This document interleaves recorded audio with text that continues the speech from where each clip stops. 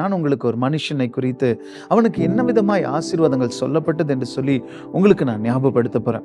The book of Deuteronomy, Moses என்னும் ஒரு மனிதன் அவன் சொல்லுகின்றான், there was one big man, there was one blessed man. அந்த மனுஷன் ரொம்ப பிளஸ்டா இருந்தான். காரணம் என்ன தெரியுமா? அந்த மனுஷன் மேல் மற்றவங்க விதமாய் ஆசீர்வதித்தார்கள். அப்போ பைபிள் சொல்லுது, ஒரு மனுஷனை பார்த்து சொல்றாங்க, அவனுடைய வாழ்க்கையில் அவன் எங்க இருந்தாலும் அவன் மேல இந்த ரெண்டு பிளெஸிங். ஒன்று, வானத்தினுடைய பணிகள், வானத்தினுடைய டியூ, பிரஷியஸ் டியூ என்று சொல்லும் பொழுது அப்போ பரலோகத்திலிருந்து கடவுள் கொடுக்கிற ஆசீர்வாதம். ரெண்டாவது காரியம் வேதம் சொல்லுது, the deep waters அப்படின்னு சொல்லிட்டு வசனம் சொல்லுது. அப்போ now this man was sandwiched with two blessings. என்ன blessing அப்படின்னா, ஒரு பக்கம் God is sending him favors, ஒரு பக்கம் God is sending him blessing, ஒரு பக்கம் God is sending him right things to happen. அதே சமயத்தில் இன்னொரு பக்கம் அவன் கையிட்டு செய்கிற காரியெல்லாம் நடக்குது. நம்ம இன்னைக்கு நிறைய நேரங்களில் கடவுள் சொல்லுவாங்க, அவர் எனக்கு லெட்டர் கொடுத்துருக்கிறாருங்க, அந்த மினிஸ்டர் சொல்லியிருக்கிறார், இல்லாட்டி அந்த எம்எல்ஏ சொல்லியிருக்காருன்னு சொல்லுவோம். ஆனால் அங்கே போகும்போது சொல்லுவாங்க, எல்லாம் ரைட்டுங்க, ஆனால் சீட் இல்லையே, டிக்கெட் இல்லையே, நான் என்ன செய்யறது அப்படின்னு சொல்லும் பொழுது அப்போ தேவ மனுஷன் மேலே ஒரு திஸ் யங் மேன் மேலே ஒரு பிளெஸிங் இருந்தது. What God wanted to happen, அது பூலோகத்திலையும் நடந்துட்டு இருந்ததா வேதம் நமக்கு சொல்லுகின்றது.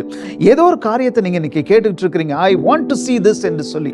அப்போ இந்த காரியத்தில் நீங்கள் ஒரு சக்சஸ், நீங்கள் ஒரு வெற்றியை பார்க்கணும் அப்படின்னு சொன்னா அப்போ இன்னைக்கு கேளுங்க, கடவுள் உங்களுக்காய் செய்திருவார். ஆண்டவர் உங்களுக்காய் சில காரியங்களை செய்யும் பொழுது பூமியில யாரும் தடை பண்ணக்கூடாது, பூமியில யாரும் அதுக்கு ஒரு பிளாக் போடக்கூடாது, பூமியில யாரும் அதை கெடுக்க கூடாது. அப்படிப்பட்ட காரியங்கள் நடக்கணும் அப்படின்னா நாம் என்னென்ன காரியங்களை செய்யணும் அப்படின்னு சொல்லிட்டு சின்னதாய் சுருக்கமாக உங்களுக்கு ஞாபகப்படுத்த போறேன். வேதம் சொல்கின்றது, முதல் காரியம், நம்ம ஏதாவது ஒரு முயற்சி எடுக்கணும். The problem is we are so scared, we are afraid of failures, or we are scared about what if something goes wrong, what if they snub me, what if they hurt me, what if they do this என்று சொல்லி ஏதோ ஒரு காரியத்தில் நம்ம effort எடுக்காமலே நம்ம வாழ்ந்துட்டு இருக்கிறோம். அப்படிப்பட்ட காரியங்கள் வாழும் பொழுது என்ன நடக்கும்னா, God may not be able to bless anything. அப்போ வேதம் சொல்கின்றது, ஒரு 2 தெசலோனிக்கேயர் புத்தகம் 3ஆம் அதிகாரம் 10, 11, 12 படிப்போம் அப்படின்னா, அப்போ ஆண்டவருடைய வசனம் சொல்லுது, அன்னைக்கு சர்ச்ல இருக்க ஜனங்களை பார்த்து சொல்றாங்க, நீங்க ஏன் ஒண்ணுமே செய்யறது இல்லை, நீங்க ஏன் ஒரு எஃபர்ட்டும் எடுக்கிறது இல்லை, நீங்க ஏன் ஒரு காரியத்துல நீங்க ஏதாவது ஒன்று செஞ்சாதானே கடவுள் உங்களை ஆசீர்வதிக்க முடியும். அப்போ இன்னும் ஹார்ஷா போய் அந்த மனுஷன் என்ன தெரியுமா சொல்றாரு, அந்த பாஸ்டர் என்ன சொல்றாருன்னா, அப்போ நீ ஒரு காரியத்தை கையிட்டு செய்யலன்னா, நீ ஆக்டிவா இல்லைன்னு சொன்னா, அன்னைக்கு நீ சாப்பாடு மேல கையே வைக்க கூடாதுப்பா, you're not worthy, you're not now equipped to eat என்று சொல்லி அப்படிப்பட்ட ஸ்ட்ராங் டீச்சிங்கை அந்த சர்ச்சில் சொல்லி கொடுக்கின்றார். ஏதோ ஒரு காரியத்தில் ஏதோ ஒரு தோல்வியினால we are so scared, we don't even want to take efforts, we don't want to even make one small little change in our life. ஏதோ right, you took some efforts, அந்த காரியம் நடக்கல, yes there is a failure. அதனால நம்ம என்ன செய்யக்கூடாது, உடனடியாய் சோர்ந்து போயிட்டு I think I'm not for this, I think this is not going to happen, I think God is not favoring me.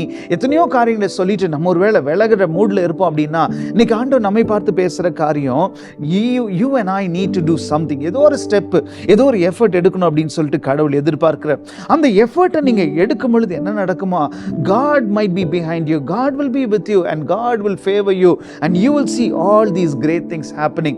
வேதம் சொல்கின்றது, அன்றைக்கு அதைத்தான் அந்த தேவ மனுஷனுக்கு ஆண்டவருடைய வசனம் சொல்லுது, கடவுள் உன் கைகளை ஆசீர்வதிப்பார், கடவுள் உன்னுடைய கைகளை ஆசீர்வதித்து whatever you do, ask God to bless it, ask God to be a blessing, that you will be a blessing to people around you அப்படின்னு சொல்லிட்டு ஆண்டவருடைய வசனம் சொல்லுது.